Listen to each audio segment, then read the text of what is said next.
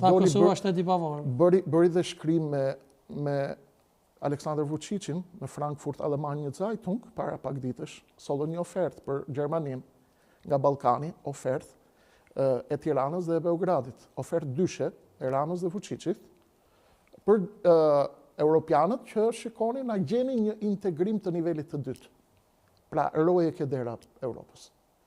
Për të konfiguruar një Ballkan të drejtuar nga dyshja Rama Vučić dhe kjo nuk është shëndetshme për Kosovën.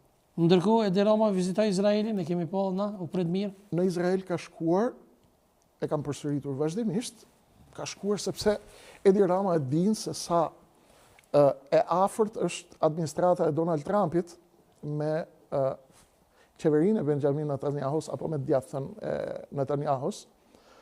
Itinerari i tij ishte i qartë, e nisi me Mohammed bin Zayedin e Emirateve të Bashkuara Arabe, një nga aleatët e mëdhenj të Izraelit në linjën e mesme, i cili po bëhet pjesë e aksit New Delhi. New Delhi, Dubai, Tel Aviv është aksi amerikano-izraelit i cili synon të rivalizojë iniciativën kineze Road and Belt Initiative. Ndaj, Rama ka një projekcion të qartë, tashmë që është duke perënduar ylli i tij politik në Ballkan, mendon që në këtë epokë të re duhet të ngjitet në barkën e Izraelit për të mbajtur veten e tij politikisht në Washington, dhe mbase ka kuptuar që amerikanët kanë nevojë ta rikthejnë Hashim Thaçin në Kosovë dhe po ngjitet tek barka e Thaçit. Po në fakt është ai që erdhi me helikopter në Kosovë dhe i bindi Thaçin me çdo kusht në votoj gjykatës speciale. Që domethënë ti po domethënë me nëntash. Rama po projekton. Rama e ka projektuar që ti ai po projekton të ardhmen e tij politike dhe në kurrizë të Thaçit? Trajektoria jo në kurrizë të Thaçit. Ai mund ta bëjë këtë në kurrizë të kujt do. Por ai mund të bëjë një lexim momental që ndoshta amerikanët kanë nevojë ta rikthejnë Thaçin si lojtar. Dhe ti mendon që do ta rikthejnë?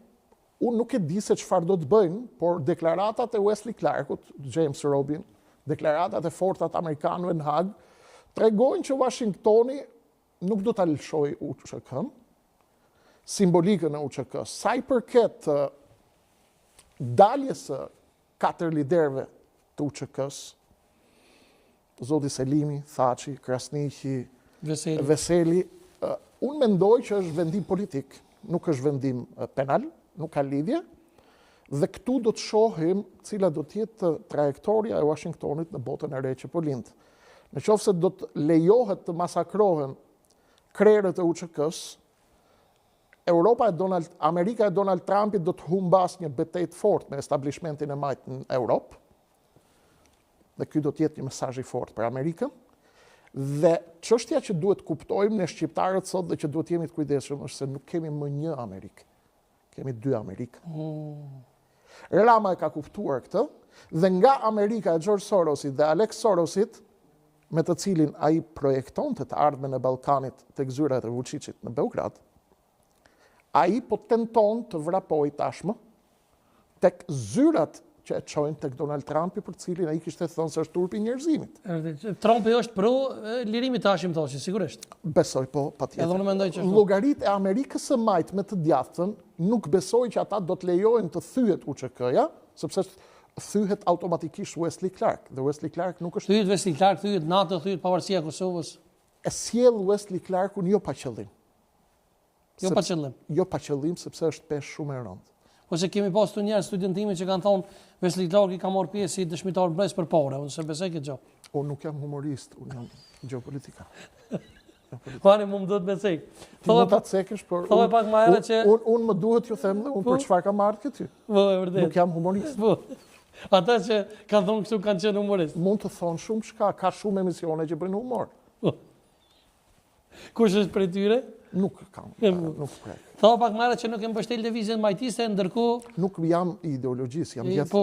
Ndërkohë Albin Kurti është i ideologjisë majtiste, ti nuk takoj me Albin Kurtin në asnjë pjesë të marksizmit, të leninizmit. Por në aspektin politik ki respekt për to. Mua më ka Albini dhe çdo kosovar, edhe ti, ju. Unë jam ushtari juaj, për sa kohë ju punoni për Shqipërinë.